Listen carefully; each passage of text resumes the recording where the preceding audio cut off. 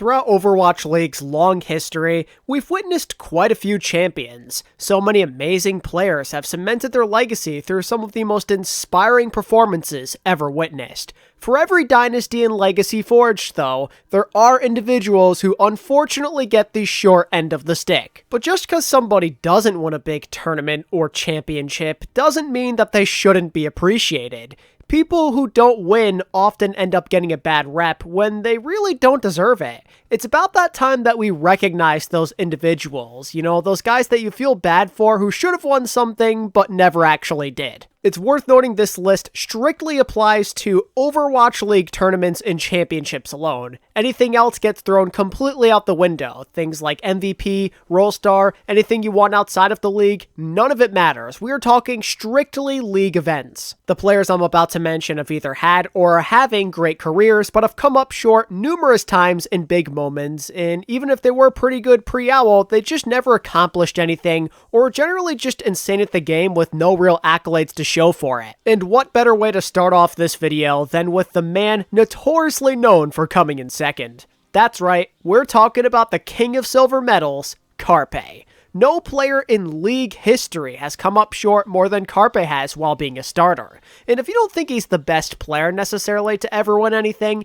you at least have to admit he's the unluckiest. Carpe's gotten roasted time after time despite having an unreal career otherwise. In 5 years as a pro, Carpe came up short in 14 different tournaments. These tournaments are a combination of playoffs, play-ins, knockouts, and regular season tournaments. And through all of this pain, he just could not get the job done. He's felt the sting of defeat in literally every way you can think of. Some of the worst defeats, of course, include the 2018 Grand Finals, getting reverse swept in the Stage 2 2018 Finals, and losing in 7 maps to the Paris Eternal in the Summer Showdown. When it comes to how close he's gotten, he's settled for second place a staggering 5 times. There's also 4 instances of finishing top 4, one of which came in the 2020 playoffs, and 1 third place finish on top of it all. Carpe just can't catch a break, man, and I can't ultimately decide if he's a choker, super unlucky, cursed, or a combination of the 3. Regardless,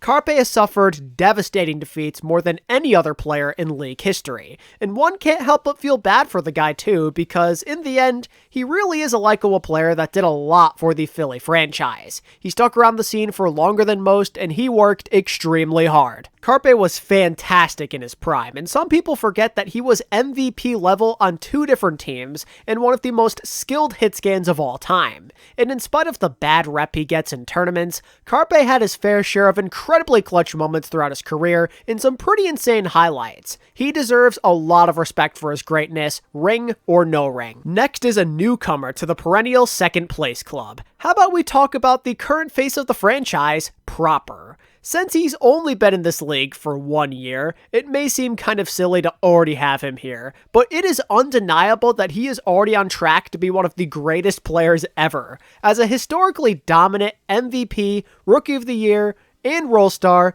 it seems like you're probably going to come in first at least one time if you have all of that going for yourself. Not to mention that Proper as a rookie had some of the most unreal expectations of any player ever. He was expected to possibly be the best player right from day one. His Contenders resume was just ridiculously full of first place trophies that could probably just fill up an entire closet, and with how good the Shock were, it seemed reasonable that his luck was going to continue. But in the end, his really insane season kinda went to waste. No matter how hard he carried, and no matter what he earned individually, the San Francisco Shock continuously choked or came in second place. In 3 tournaments, plus the playoffs, Proper and the Shock came in second 3 times. Once to the more experienced Gladiators, and twice to the Dallas Fuel. And of course, that 7-map Grand Finals loss especially hurts. Proper is someone that typically plays really well in the clutch, so this was kind of ridiculous to see. He had Dallas right where he wanted him, Up 3-2, totally dominating on the Sojourn, and yet, when it came down to it, the Shock could not put down Dallas for good, leading to one of the most devastating losses in league history. Proper was the best player in the world during that season, and already has 3 silver medals to his plate, and a career that has only just begun. If this pace keeps up, he very well is going to take away that mantle from Carpe as like the unluckiest guy we've ever seen. Anyway, the next player that I'd like to touch on is kind of in the same situation as Carpe, a true veteran that is loved by the fan base that simply cannot get it done. It's Dante. Dude has been a staple of this league literally since day one, and is easily one of the most intelligent and skilled players in the game's lifetime. Dante has done nothing but be great as an individual, both on the DPS and tank roles, and has pretty much been rewarded with trash for half of his career. The poor guy never had a fair chance up until recently. In his first 3 years as a pro, he played for a shock team that had no interest in him, followed by 2 Houston rosters with no real star power next to him, and while Season 4 saw some consistency, Houston did not make a single tournament. And honestly, you could argue even most of Season 5 was rough. The record was good, but they didn't get past the top 6 a single time during the regular season tournaments. And through all of this pain and suffering, Dante was still a shining star in this league, just waiting for his opportunity. Now, luckily for him, he finally caught a break during last year's playoffs, winning a number of playoff games and getting 3rd place. But it's no gold medal, and it literally took 5 years of grinding, being loyal to the Houston Outlaws mostly, and being one of the best players in the league to reach this point. 5 years of being a top player in the world, and this is all he has to show for it. 1 singular top 3 finish in 1 real playoff appearance. At every other moment throughout his career, he's either entirely missed out on tournaments or was bounced out by the top 6. Dante is a staple and one of the most beloved figures in the league's history, and yet, he's never gotten any sort of real award that he actually deserves. So many bad teams. So many years of facing teams who are simply better. It's a shame this guy hasn't won a single time. He's probably one of the most deserving players out there thanks to his consistency, loyalty, and team-first attitude. Dante's a class act who needs to win something before it's too late. Next, we're heading back out to Philly to honor a legend. We had to sneak Alarm into here somewhere, you know? It truly is a shame that this amazing player, an even better person, got taken away from us so soon, and I hope he's resting easy up there. Alarm was, and always will be, one of the greatest support players ever. From contenders to OWL, Alarm has consistently been one of the top talents this league has ever seen. Even before joining OWL, he was already a legend and multi-time champion on Fusion University. He was being compared to a prime Jonek when he wasn't even 18 years old yet. That is how dangerous he was. He felt like a shoo-in to be a superstar the moment he turned 18, and sure enough, that's exactly what happened. 2020 Rookie of the Year. A role star, quite arguably the best support player in the league for 2 years running. He was an absolute spectacle in this league. And all of that effort paid off, especially in 2020 when the Fusion had one of the best records in the league, and it seemed like they had a great chance of taking it home. But in spite of his best efforts to push Philly over the top, they just couldn't take that final step. You know the story already. I just mentioned it with Carpe earlier. 2020 was heartbreaking. 0-3 in tournaments, failing miserably in the top 4 of the playoffs. It's all you really need to know. What's unfortunate with Alarm, though, is he never got that true second chance at greatness. Carpe had 2 teams that could have gone all the way, but Alarm had just the one. The other year in 2021 saw his team lose in tournament qualifiers time after time with 0 wins in the playoffs, and Alarm, through all of it, was still a top player in the world. He could beat out any world-class flex support, no problem. But in the end, the Philly curse was just too strong to get past. The best Overwatch League career at the support role to never get first place, hands down. On the topic of world-class support, I've got a double whammy coming up. The legendary support duo of Jaehung and Toby. While it's true their OWL careers weren't nearly as special as their prime in Apex, they're still legendary players nonetheless who came into this league with incredibly high expectations. They're 2-time Apex champions, World Cup gold medalist, and 2 of the best to ever do it at their role. Jaehung in particular helped put professional Overwatch on the map with his Ana play, and he inspired a whole new generation of talent at his position while showing that a support can be the main playmaker and MVP of a team.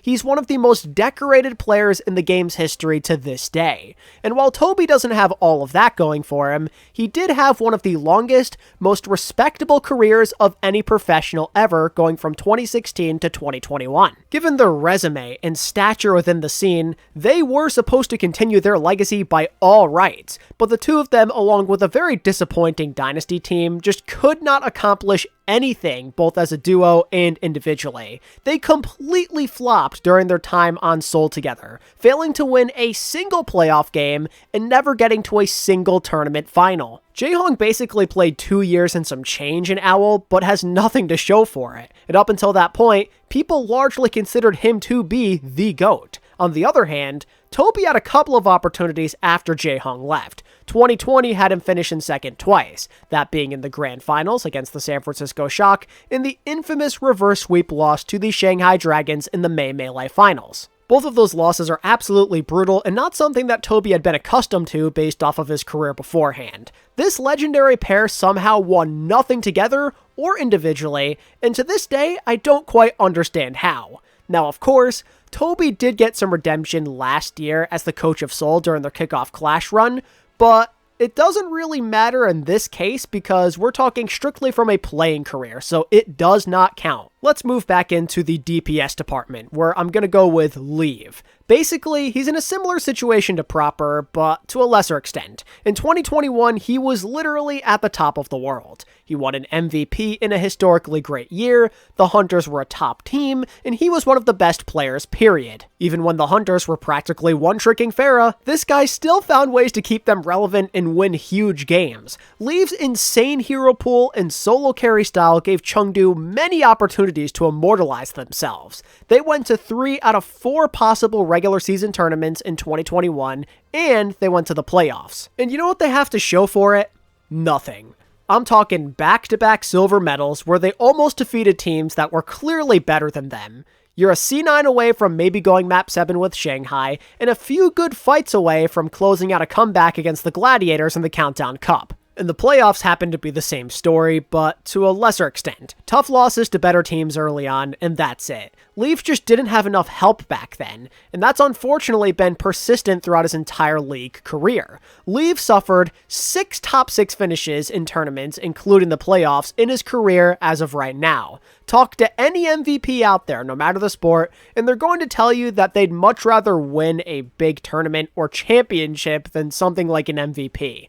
Leave is yet another example of somebody who deserves a lot more than what he actually has. But let's not move away from Chinese talent just yet. I feel inclined to bring up Guxue and Shai together, aka the 2 most important players in Spark history. They're both here for pretty much the same reason. They're generational talents, and it was on their shoulders to keep the Hangzhou Spark relevant for years, and to a certain extent, they have done that pretty effectively. I mean, Guxue's literally been a part of this team since day one. He is the face of the franchise and such a highly decorated player within this community. Guxue was getting hype all the way back during his contender/World Cup days for his primal blades, so to speak. His Winston is one of the greatest out there, and he's generally had one of the better careers of a tank player.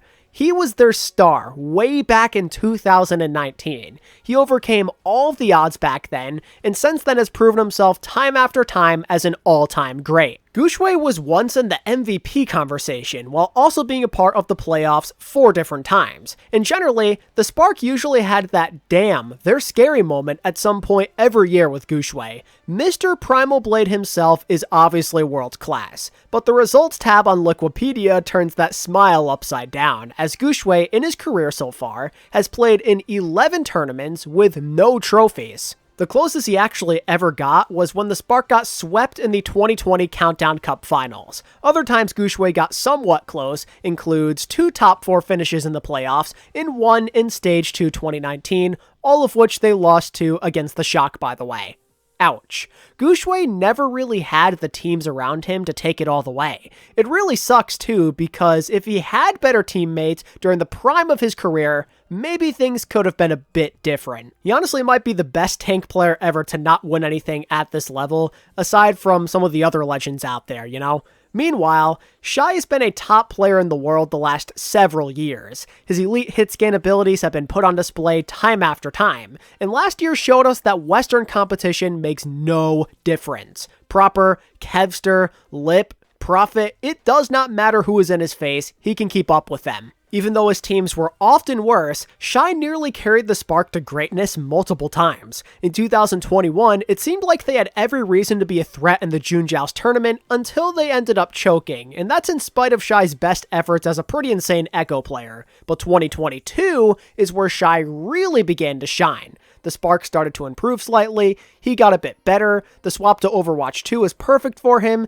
Sojourn was the ideal hero for him. All of the stars aligned, which resulted in 2 tournament opportunities and the playoffs. The final result, though, was a top 4 finish in the kickoff clash, losing to a Seoul team they had previously crushed, a brutal 5-map loss to the mid-season champion LA Gladiators, and a loser semi-loss to the San Francisco Shock. Shai gave you a reason to remember the Spark with how much work he was putting in. He has been a god the last 2 years, but has absolutely nothing for it. The best accomplishment he has so far in his young career is making it through the 2022 play-ins, and that was just a single match against Chengdu. One of the best players visibly and statistically the last 2 years has never made it to a tournament final or taken home a single award. And lastly, we're gonna end this video with Pelican. Much like Shai, Pelican's career has not been super long so far, and it has been full of disappointment at every single corner. Even though he's such a young player, he's had a profound impact on this league as a top-level DPS 2 years running, and he was the 2021 Rookie of the Year. Everything from his Mei, to Echo, to Reaper, to Genji, it's all been a masterclass.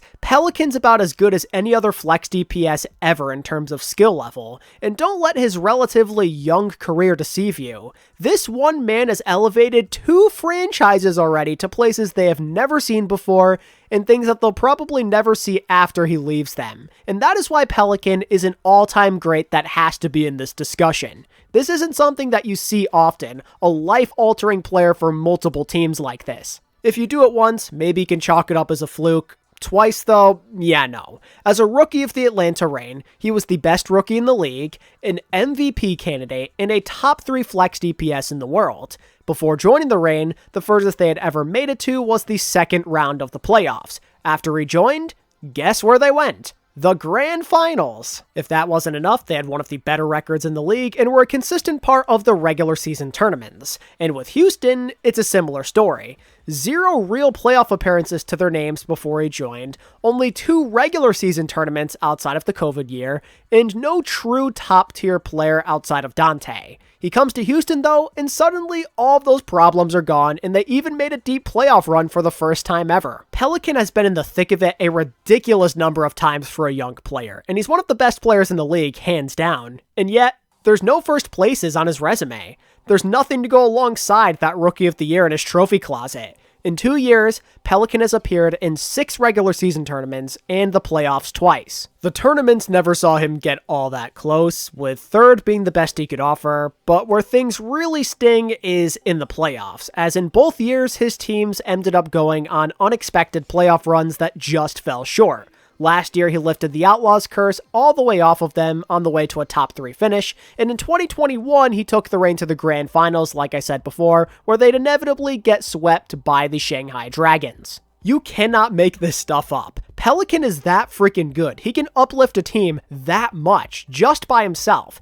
He's been to more tournaments in 2 years than most pros go to in their lifetime, and he has nothing. Somebody get this man a gold medal right now. Please, 2023 Houston, please deliver. With how well he's lived up to expectations, and with all the times he's made his teams better, it's gotta happen. Very few deserve it more. Enough said. And that's gonna do it. Those are 10 of the best players to never win anything at the Overwatch League level. It's not a definitive top 10, more so just 10 of the guys you could pick. If you have other players who you think are worth mentioning, and you maybe want to see a part 2 in the future, let me know in the comments below. If you enjoyed this video, and you want more content just like it, subscribe to this channel if you're new, and hit the like button. And until next time, this is ATP, signing out.